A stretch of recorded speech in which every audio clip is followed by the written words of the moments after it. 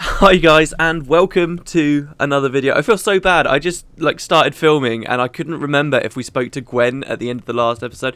It's been too long since I've done Winds of Change. It's always been my plan to just do Winds of Change alongside, not Winds of Change, Hearts of the North. It's been my plan to do Hearts of the North alongside all these other things I've been doing on the channel, but I don't know. I'm so sorry guys, I keep putting it off, but I do not intend to. We are going through with this right now. I've actually got a week off of work now, yay. So hopefully what will be happening there is I'll have time to do lots and lots and lots of Hearts of the North, and we can actually keep up with the Let's Play. I feel so bad. We've been so good with keeping the Let's Play up continuously for well over a year now, and we've had 3 videos in the last week or something. It's not good. It's not good at all. Anyway, hi guys. Welcome to another video. We are at the Wilds. Yeah, the Wilds or Wilds, whatever. Let's add some guys. It's so weird playing as Peter because I always look and I kind of think, oh yeah, we've got these heroes. These heroes are awesome.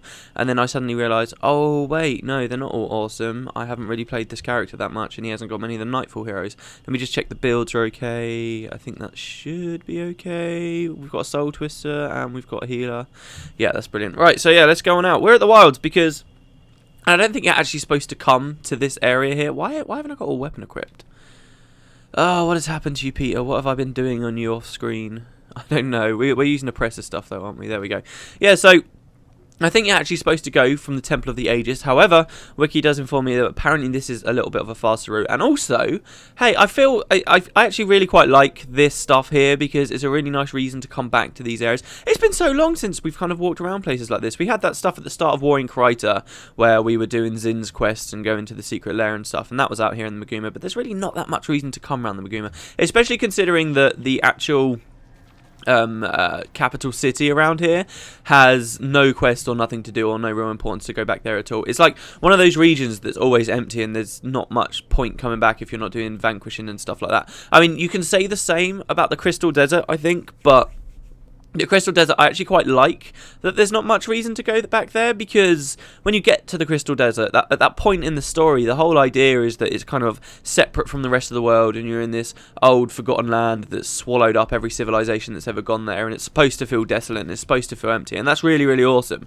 And once you've done that, you're only there for Ascension. You've done it and then you leave and it's just a wasteland. That's really, really cool. And you had that stuff in Nightfall where you learn more about the Crystal Desert. Definitely, you learn loads about the Crystal Desert, and you can even go back there, of course, and do that quest. But I don't really mind it there. But the Maguma, this place is beautiful, man. This is so cool. But there's not much reason, so I do appreciate this with the old Hearts of the North. And yeah, when I first played through it, I did go from the Temple of the Aegis. What we're doing is headed down here to Majesty's Rest. As we found out last episode, Thackeray and this Miku woman, this strange Miku character, they're headed after this guy called Danthor, and they're basically just going to be chasing after him, and they chase him right the way through Kryta towards the Maguma. So we're actually going out and we're looking for... Wiki just said that Gwen gives you a hint for your next... the next item, the next thing that you have to find of Thackeray's. I don't remember specifically what that hint was. Maybe it was just because she vaguely said, "Oh, hey, yeah, you should go off towards the Maguma jungle. You should go that way because there's probably going to be something around there." I think that's about as vague as it gets. They never explicitly say, "Oh, go to Majesty's Rest. Go near this place near Rothscale and you'll find it." So it's kind of interesting. My throat is quite sore today, so I'm sorry if that comes through, and I've got a bit of a bunged up nose as well. Only because I'm recording this the second I've woke up. This is how much I want to be doing this. I've been up for about 5 minutes, and I always wake up with a bunged up nose. I'm not sure why that is, but I guess the other reason why I'm kind of recording this straight away is because today is Madness Monday. Madness Monday, if you guys have been living under a rock, you should know that the Guild Wars 2 beta has been going on the weekend. We didn't get it, on this channel, but on Monday, basically everyone was under NDA while they were in the beta, and then today, this Monday, they're press those people that were there. I think it's only certain people. Originally, I thought it was only certain people. A lot of people were allowed into the beta, but it seemed like a few were allowed filming privileges, but while everyone else just kind of could talk generally about their experiences of the game.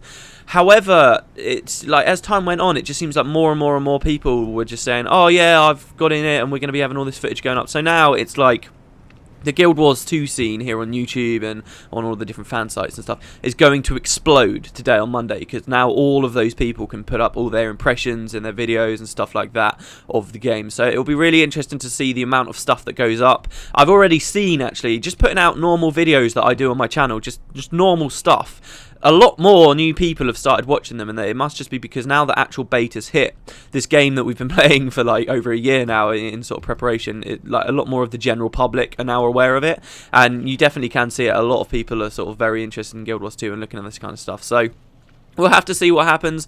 It's intimidating me a little bit. I really want to learn all of this stuff. Like, I've been at a pretty nice position here because when the first trailer came out, bam, I was on the forums with Guild Wars 2 Guru, and I was basically on top of all the information, all the interviews, all that stuff that's came out as it came out.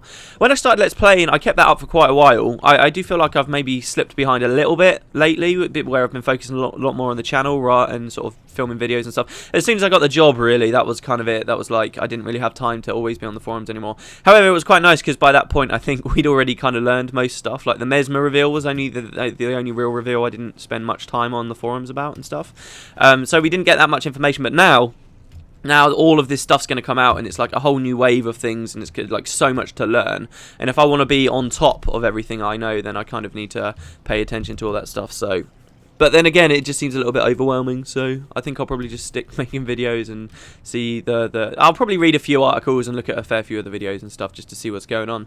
And I'm particularly interested in seeing more Norn starting area and more char there. Can you hear my voice going there? More char starting area stuff, because we saw so much from the conventions of human stuff, and there did seem to be a fair bit of char stuff before, but the Norn stuff, like I've seen the starting area of it loads and loads and loads, but I don't know. I feel like I don't know as much about that as I'd actually care to. Anyway, the other really exciting thing about Madness Monday today as well is, you know, we can all sit here and be... I'll hold my hands up. I am jealous of everyone who got into the beta, but we can all sit here and be jealous. But apparently, the ArenaNet did put out a blog post, I think it was, or it was just one of the developers saying something. They did put out a message essentially saying... that today on Madness Monday, everyone should keep their eyes out because they're going to be talking about an exciting opportunity coming up. So it sounds like they're going to announce when open beta. It's hopefully open beta, or at least a beta that we can hope to get into. So that's kind of what's exciting me as well. We'll have to see how long it takes, because they've always said that closed beta, well, they kind of already had a closed beta, didn't they? It was very, very few people there, and they all remained under NDA the whole time. But they had one back in December. But there was really, really closed beta, and then there was like this one here, the press beta. And they've always said that when these betas come out, all they're going to do is look at the feedback that they've got from it and then decide when the next beta is coming. And eventually that will decide when releases. So I don't know how. It depends on what people thought of the game. If we get a load of negative articles coming, actually somebody linked me to a really negative article, and it was, you know, it was a good article. Don't get me wrong, it was a good article. But somebody linked me to one. I've just realised I'm not using Warriors Endurance, am I? Earlier on, when I woke up just before I started doing this, I read through my personal messages and stuff, and someone was like, "Oh hey, yeah, I know you've been doing these Guild Wars 2 mechanic videos. Here's a post on, I can't remember what forum it was, but somebody had come up with like 10 points of things that he didn't like about Guild Wars 2, and it was really well thought out, and they were genuinely points that I think should be addressed somehow. And he was writing like he'd actually played the game. However, at the start he'd said that beta wasn't out, so I don't know how old the post is or whether he's just talking about his experiences before he should be. But then it is Madness Monday already. Maybe it's like a time zone discrepancy and he doesn't... Apparently it's just for a couple of hours. Like, even though it's Madness Monday for me, obviously it's not over in the States, so we've got a couple of hours before they can all start doing it. So maybe it was someone who'd put something out early and it was quite a negative article. But yeah, I have seen... so there could be a lot of bad stuff. If there is, then that could mean bad news for us, because it could mean it's a lot longer before we regular people can go on and actually get in the beta. So here we go, here's the tarnished emblem. This is why it's quickest to go from Majesty's Rest. When I was first playing this, I remember, oh yeah, I've got the compass turned off. Yeah, I turned off the compass, did you notice, when I was doing my pre-searing stuff, like for one of our videos, the footage for that. I like to have the clean UI, I really do. I don't actually like having the compass on there all the time, but we've kind of fallen into it. But yeah, when I was first playing this, everyone was saying, oh, it's a Majesty's Rest, but no one had like a particular spot for where it was. So we kind of all started from Temple of the Ages and moved through, and it turns out it's in the other opposite end, so it really is a good idea to come here. So anyway, here's a tarnished emblem. Something on the ground catches your eye. It's faint, covered in dirt and stained with old blood.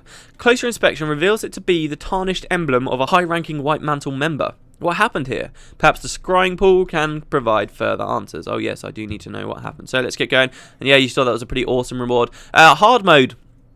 for this, for Hearts of the North, does make things harder, okay, so all those effects do come into play. However, it means nothing as far as rewards are concerned. You can actually go to one of the talk pages for these quests on the wiki. I can't remember which one it is, but someone's like, oh hey, what about hard mode? And everyone just talks about how they got destroyed in hard mode if they did it, and that there were no rewards yet, and that maybe the developers were going to add rewards for hard mode at a later date, but I don't think they ever did. They never went back and did it. So that's one reason why I'm putting off hard mode till, and I'm 99% sure that I'm going to be doing this when we get to the Winds of Change. I'm pretty sure that's all going to be hard mode, because I've not done any hard mode. I think it's only fit in that the most recent bit of Guild Wars content, possibly that, unless they actually come out with some information for more stuff on Guild Wars Beyond, that information there, that campaign there will probably be hard mode, so that we can at least have something in hard mode.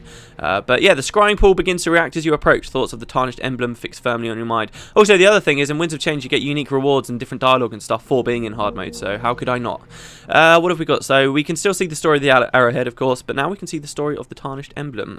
We need to equip Kieran's bow, of course we do. You alright, Gwen? You ready to see this? Ready to see Kieran start, getting in Miku's pants? No, I'm sure that won't happen. I'm sure that won't happen. Back into Majesty's Rest. I hope it's not so hard to commentate through this one. I swear to God.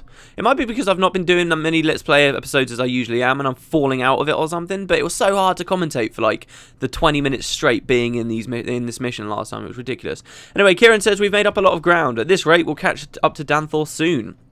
And Miku says, then let's keep at it. The only forgiveness he will find is at the end of my blade. You remind me of someone, says Thackeray. Really? I'm just me, she says. Are you sure it's not just that someone else is on your mind? Oh, Gwen, I love you. Where are you, Gwen? Also, somebody mentioned something really cool, and I feel like a bit of an idiot because of the last episode. I went off on that speech, and I was like, oh yeah, the most synergy, there is cool synergy between you and Miku, but the most of it is just watching for who's hexed and then using your skill 1, when I said that. And then later on in the video, I was like, oh no, look, she actually applies bleeding, and then you can get bonus effects off of having bleeding on you, when I said that. Well, it turns out it's a lot more involved than that. Somebody left a comment, and I had a look at this. It's really interesting, actually. She applies like one condition, and then you can use one of your skills that applies another, which then lets her apply another, which then lets you apply another, and it like chains up perfectly. Every single skill has some kind of synergy with the other character skills, or even your own skills in some situations. It's really, really cool. Even though there's that much complexity added, though, I have to kind of sit there and say, but at the end of the day, it doesn't change the gameplay that much. Let's be honest here. I'm still just going to pick whoever she's fighting and just keep doing that. I guess it's just really encouraging you to target the right person. But yeah, it's quite interesting. I thought I should mention that, just sort of correct myself. Why am I constantly moving off on the left? Is this because I got two keyboards attached? Okay, I'm not pressing left, but he keeps running that way. Okay, there we go. It's fixed. Oh, sorry, Miku. I wasn't fighting. Yeah, I've got two keyboards attached now. I realised, well, you guys might know, a while ago I built a very overpriced microphone, and everybody was going on about the microphone and being like, oh yeah, it's so good, it's a really, really good microphone. And the quality is good. I do like the quality. I don't think it's substantially better than what my old headset mic was, except that now, where I get to have like a pop shield, it doesn't go like I can make that noise and it doesn't piss everyone off. But I bought this thing, it was the Blue Yeti, and I thought when I bought it, the main reason I wanted to buy it was that I thought because it's a desktop mic, it will be really nice when I'm recording stuff, because what I can do is literally just turn on the game, hit record, and then just sit around and just do my thing. You don't have to sort of scrabble and untie a whole head. My headset's a wired one, and it's got a really long wire, and I always wrap it up to keep my my desk area really nice and tidy. So every time I record, I have like this annoying like top portion of the day where I'm unwrapping this thing and then I have to wrap it up again, and it's just like a bit of needless hassle. Anyway, so I thought, right, well, if I get a desktop mic, that will actually give me a lot more freedom. I can sit around, I can lean back, I can do whatever I want. There's no fiddling around with a headset. You don't have to wear... I always use my actual computer speakers, though. I don't use the headset speakers, because if I plug the headset speakers in, it introduces all this distortion and stuff. Anyway, that's beside the point. I thought that the desktop mic would be more freeing, but like you have to sit ridiculously close to it, like for it to really pick up your voice without it sounding like you're in like a tin can. Like if well, I can't really demonstrate it right now, but if I do turn the volume of the mic up and then sit like right back, then it sounds like I'm in some kind of a big like iron tunnel or something, which kind of sucks. So that was always annoying, because I kind of have to then lean forward on my chair and I'm not comfortable, and it was actually way less freeing than what I originally had. But anyway, I recently I was pretty genius recently. I've got 2 computers, right? And for Christmas, my little brother got me a little keyboard, a second keyboard, so that I didn't like have to swap around and do weird stuff. Because one of my keyboards was PS2 and the other one was a USB. But one of the computers could only have one input. Blah blah blah blah blah.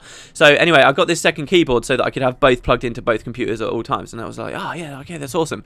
I was a bit of a genius the other day. I realised if I plug both keyboards in, I can have one keyboard like right back on the desk, so that I can sit tucked right up close to my desk, and voila, now I can sit close to the microphone and relax while I'm doing it. So that was probably a really long story for very little payoff, but yeah, so there you go. That's Rot Scale over there. I think I've talked about Rot Scale enough. I mean, we've been to him a good 3-4 times now.